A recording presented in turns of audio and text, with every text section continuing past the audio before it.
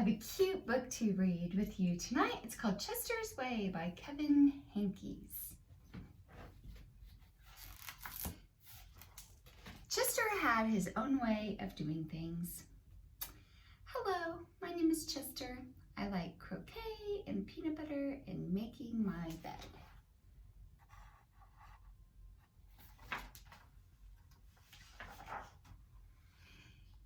He always cut his sandwiches diagonally.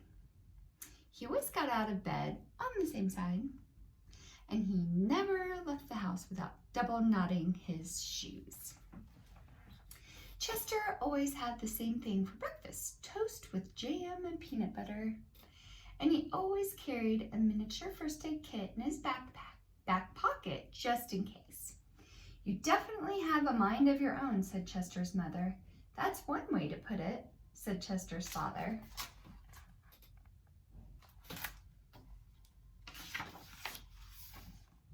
Chester's best friend Wilson was exactly the same way.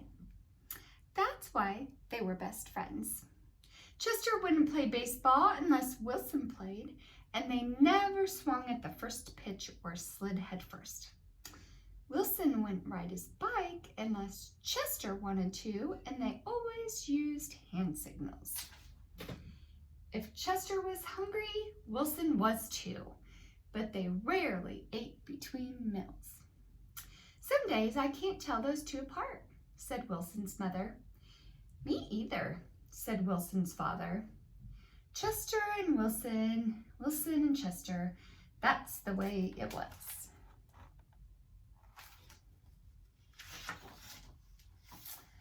They loved to go on picnics. Once, when Wilson accidentally swallowed a watermelon seed and cried because he was afraid that a watermelon plant would grow inside of him, Chester swallowed one too. Don't worry, said Chester. Now, if you grow watermelon plant, I'll grow one too. Chester duplicated his Christmas list every year and gave a copy to Wilson because they always wanted the same things. For Halloween, they always dressed as things that went together. Salt and pepper shakers, 2 mittens on a string, ham and eggs. They really are 2 peas in a pod, said Chester's mother. Looks like it, said Chester's father.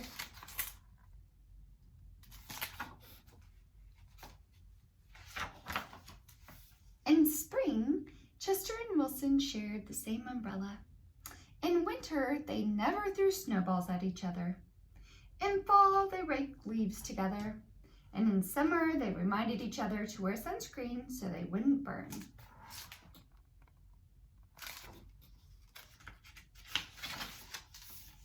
Chester and Wilson, Wilson and Chester, that's the way it was. And then Lily moved into the neighborhood.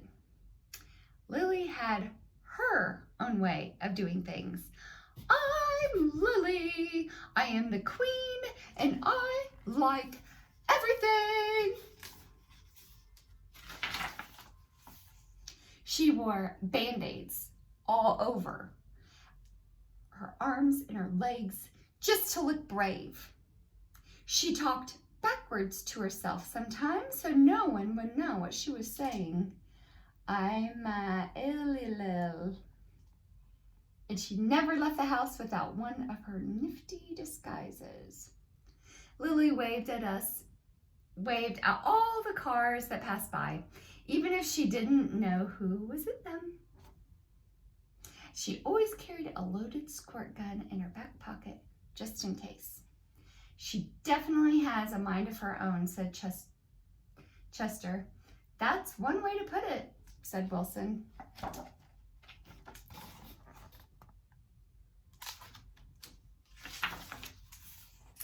When Lily asked Chester and Wilson to play, they said they were busy.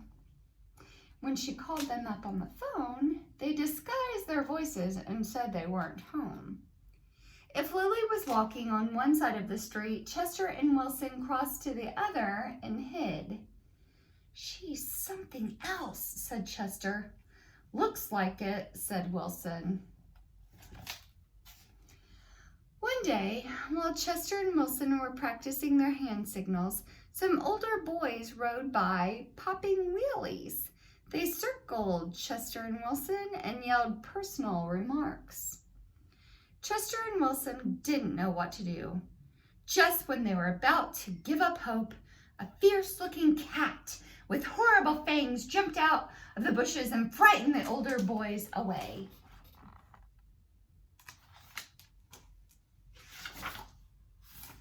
"Are you who I think you are?" Chester asked the cat. "Of course," the cat replied. "Thank you, Lily," said Chester. "You're welcome, Chester," said Lily. "Thank you, Lily," said Wilson. "You're welcome, Wilson," said Lily. "I'm glad you were wearing a disguise," said Chester. "And I'm glad you had your squirt gun," said Wilson. "I always do," said Lily, "just in case." Afterward, Chester invited Lily over for lunch. "You have a mussel mouse cup?" said Lily. "Of course," said Chester. "I do too," said Lily. "Same here," said Wilson. Chester and Wilson cut their sandwiches diagonally. Lily asked Chester's mother if she had cookie cutters, and she made stars and flowers and bells. "That's neat," said Chester. "Wow," said Wilson. That night, Lily invited Chester and Wilson to sleep over. "You have a nightlight?" said Chester. "Of course," said Lily. "I do too," said Chester. "Same here," said Wilson. Chester and Wilson wanted toast with jam and peanut butter for breakfast the next morning. "Boring," said Lily. "Try this instead." "This is good," said Chester. "Wow," said Wilson.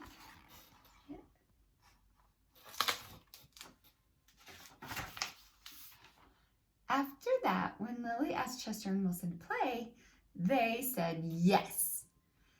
When she called them up on the phone, they had pleasant conversations. And if Lily was walking on one side of the street, Chester and Wilson waved and ran to catch up with her. Chester and Wilson taught Lily hand signals, and she taught them how to pop willies. Lily taught Chester and Wilson how to talk backwards, and they taught her how to double knot their shoes.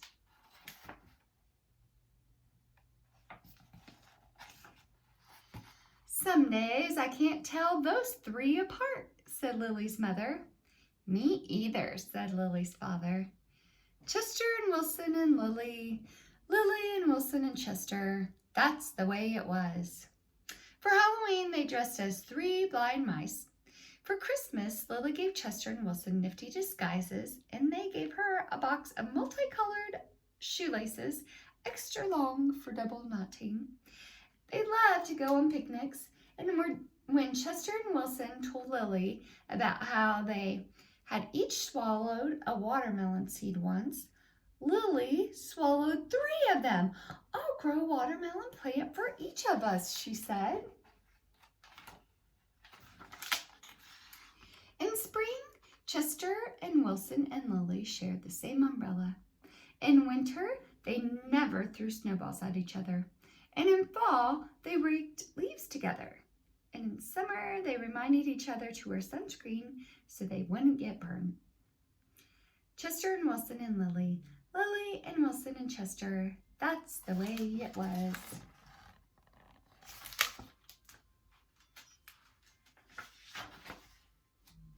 And then Victor moved into the neighborhood.